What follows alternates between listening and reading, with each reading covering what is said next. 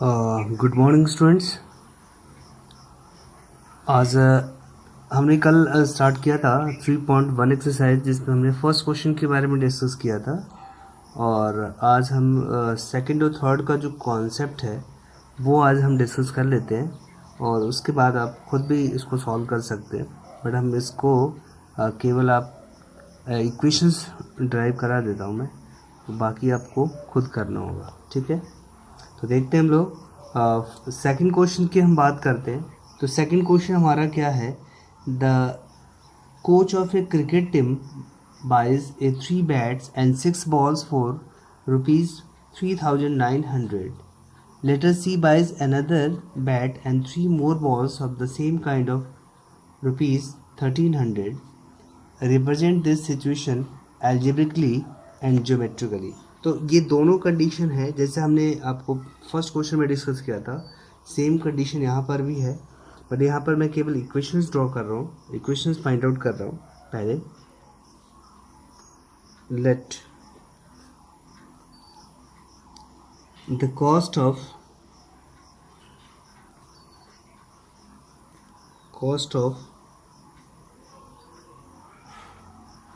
one bat and one ball be X and Y. Rupees कर लेना। Let the cost of one bat and one ball be ₹X and Y. Then according to question वो ये कहता है कि 3 bat and 6 ball. इसका क्या मतलब हुआ? अगर 1 बैट की कॉस्ट जो है वो X रुपीज़ है और 1 बॉल की कॉस्ट जो है वो Y रुपीज़ है, ठीक है, तो हमें क्या करना है? इसमें दिया है 3 बैट एंड 6 बॉल्स। इसका मतलब हो गया 3X + 6Y = 3900। यहाँ से 3 को कॉमन निकाल लेंगे पहले, तो यहाँ बचेगा X + 2Y = 3900। इसका मतलब X + 2Y / 3, ये कैंसिल हो गया, 1300, यानी X + 2Y = 1300। ये हमारा फर्स्ट क्वेश्चन है। ठीक है, सेकेंड हमारा दे रखा है C buys another bat and 3 more balls. Then again ये कहता है X प्लस में 3Y = 1300। ये हमारा सेकेंड इक्वेशन हो गया। ठीक है, मतलब कि फर्स्ट इक्वेशन हमने आपको बताया और सेकेंड इक्वेशन में हमारा दे रखा है कि C buys another bat and 3 more balls of the same kind of 1300. तो X और more ball that is 3Y है ना, तो X + 3Y = 1300। और सेम कंडीशन आपको ग्राफिकली रिप्रेजेंट करना है जैसे हमने कल डिस्कस किया था फर्स्ट क्वेश्चन में, ऐसे इसमें भी फाइंड आउट करना है। ठीक है, तो आप इसको खुद सॉल्व करोगे। ऐसे ही क्वेश्चन नंबर थर्ड की हम बात करते हैं। क्वेश्चन नंबर थर्ड, तो क्वेश्चन नंबर थर्ड में भी हमारा इक्वेशन सेम है। कहता है कि the cost of 2 kg of apples and 1 kg of grapes of a day was found to be ₹160। इसका क्या मतलब हुआ? इसका भी हम कंडीशन वही फाइंड आउट करेंगे कि let the cost of 1 kg apples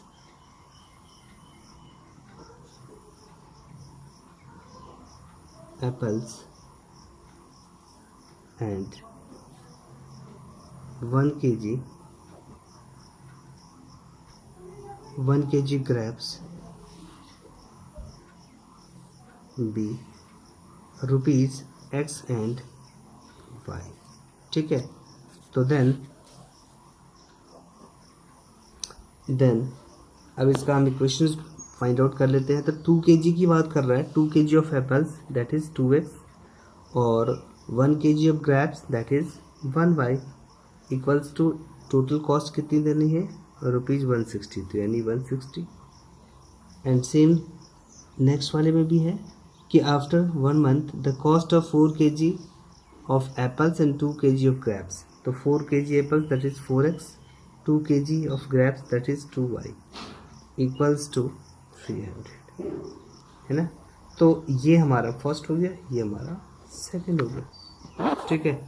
इस तरीके से हमें दिखाना है और सेम रिप्रेजेंट करना है ग्राफिकली, जो हम कल डिस्कस कर चुके हैं, ठीक है। तो ये तो अभी हमने केवल बताया आपको, लेकिन नेक्स्ट एक्सरसाइज का जो कॉन्सेप्ट है उसके बारे में हम डिस्कस करेंगे आज थोड़ा सा। उसके बारे में पहले हम डिस्कस कर लेते हैं, उसके बाद हम आपको दिखाते हैं। तो जैसे मान लीजिए नेक्स्ट हमारा जो क्वेश्चन है पेयर ऑफ लीनियर इक्वेशन, उसमें आपको ग्राफिकली रिप्रेजेंट करना है, लेकिन उसका जो कॉन्सेप्ट है उसके बारे में हम थोड़ा सा एक बार समझ लेते हैं कि वो करना क्या होगा और कैसे फाइंड आउट करना होगा, ठीक है, ग्राफिकली। तो जैसे मान लीजिए कि आपके पास इस तरह का कोई इक्वेशन गिवन है, सपोज कीजिए a1x plus b1y plus c1 equals to 0 and second equation है a2x plus b2y plus c2 equals to 0, ठीक है।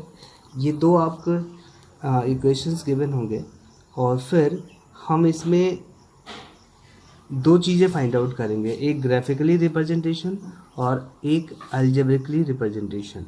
तो उसका कंडीशन क्या होता है पहले एक बार हम समझ लेते हैं कि अगर कंडीशन है फर्स्ट पॉइंट फर्स्ट, ठीक है, कि if a1 upon a2 not equals to b1 upon b2, ठीक है। तो इसमें हमारी जो कंडीशन है, पहली कंडीशन है कि अगर ग्राफिकली रिप्रेजेंट करना हो, ग्राफिकली, तो ग्राफिकली रिप्रेजेंटेशन में क्या होगा, इंटरसेक्टिंग लाइन होगी, इंटरसेक्टिंग लाइन, ठीक है, इंटरसेक्टिंग लाइन,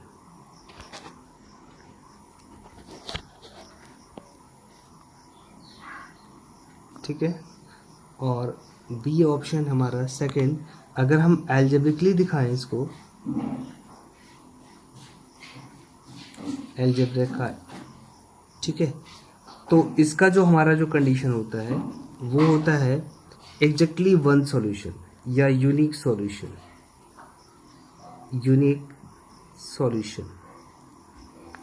ठीक है। ये दो हमारा पॉइंट है जिसके बारे में आपको जानना है, ठीक है। तो फर्स्ट हमारा केसेस ये हो गया।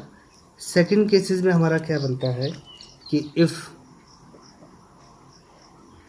a1 upon a2 equals to b1 upon b2 equals to c1 upon c2, तो यहाँ पर भी दो पॉइंट बनेगा।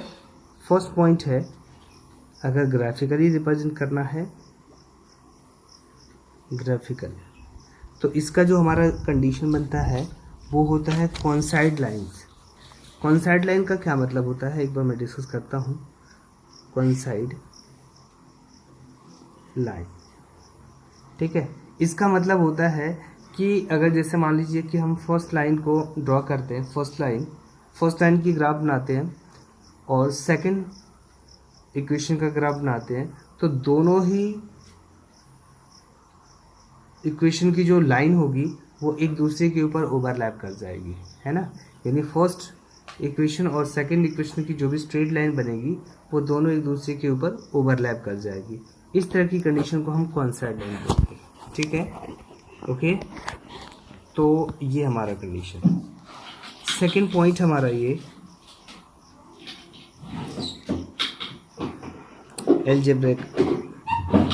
एल्जेब्रिक में क्या कंडीशन है उसके बारे में भी हम जान लेते हैं।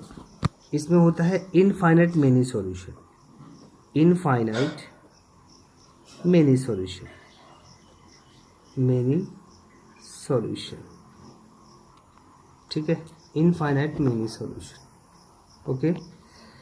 थर्ड पॉइंट हमारा है, थर्ड पॉइंट क्या आता है उसके बारे में एक बार जानते हैं। थर्ड पॉइंट हमारे पास है, वो ये कहता है कि if A1 upon A2 equals to B1 upon B2 not equals to C1 upon C2, अगर ये आपके पास होता है, ये कंडीशन होती है, तो इसका भी हमारे पास एक ग्राफिकली रिप्रेजेंटेशन होता है और दूसरा जो होता है वो अलजेब्रिक होता है। ठीक है, तो ग्राफिकली में जब हम रिप्रेजेंट करेंगे तो ये होता है पैरेलल लाइंस, पैरेलल लाइन। जब भी अगर ग्राफ ड्रॉ करोगे तो दोनों लाइन एक दूसरे के पैरेलल होगी, दोनों लाइन क्या होगी, दूसरे के पैरेलल होगी। ठीक है, यानी हम कह सकते हैं कि एक लाइन ऐसे है तो दूसरी लाइन इस तरीके से। ठीक है, अलजेब्राइक में होता है इसका नो सॉल्यूशन, नो सॉल्यूशन। ठीक है, नो सॉल्यूशन, इसका कोई सॉल्यूशन नहीं होता। तो ये 3 पॉइंट जो है मोस्ट इम्पॉर्टेंट कॉन्सेप्ट है और इस बेसिस पे क्वेश्चन डेफिनेट है कि बनते ही बनते हैं, लेकिन आपको इसके बारे में आपको बहुत मतलब क्लियर कर लेना चाहिए कि भाई कब क्या कंडीशन अप्लाई होता है। ठीक है ना, तो ये 3 कंडीशन आपका, पहला अगर हम इंटरसेक्टिंग लाइन की बात करते हैं तो वो रिप्रेजेंट करता है कि A1 अपॉन A2 यानी A1 upon A2 not equals to B1 upon B2। तो ग्राफिकली रिप्रेजेंटेशन में ये होता है इंटरसेक्टिंग लाइंस। ठीक है, अलजेब्राइक में यूनिक सॉल्यूशन होता है। ठीक है ना, तो ये 2 कंडीशन। सेकंड कंडीशन में हमारा है A1 upon A2 equals to B1 upon B2 equals to C1 upon C2 हो, तो यहाँ पर भी 2 कंडीशन अप्लाई होता है, एक ग्राफिकली जिसमें कोइंसाइड लाइन होता है, बी अलजेब्राइक जिसमें इनफाइनाइट मेनी सॉल्यूशन होता है। ठीक है, infinite many solution. Third point है if A1 upon A2 equals to B1 upon B2 not equals to C1 upon C2, तो यहाँ पर भी 2 कंडीशन अप्लाई होता है, एक ग्राफिकल और सेकंड अलजेब्राइक। तो ग्राफिकल में क्या होता है, पैरेलल लाइंस होता है और अलजेब्राइक में नो सॉल्यूशन होता है। ठीक है, तो ये 3 पॉइंट आपको बहुत अच्छी तरह से माइंड में सेट कर लेना होगा और इसके बाद फिर आपको इसके क्वेश्चन सॉल्व करने।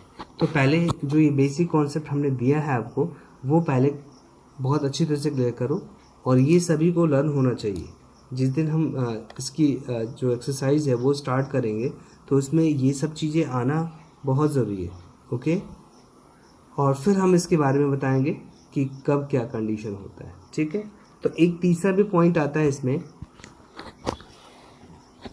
वो है जैसे मान लीजिए सेकंड पॉइंट हम लेके चलते हैं इसको।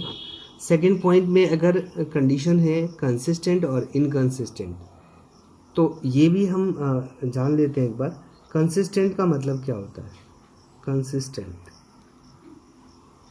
ठीक है, और दूसरा हमारा ये फर्स्ट पॉइंट हो गया और सेकंड पॉइंट हमारा है inconsistent.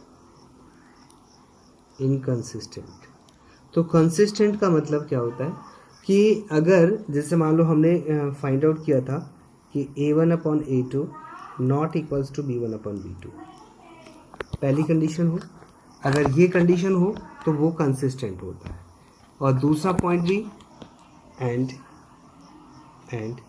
A1 upon A2 equals to B1 upon B2 equals to C1 upon C2, अगर ये वाली वैल्यू आती है तो भी वो कंसिस्टेंट होगा।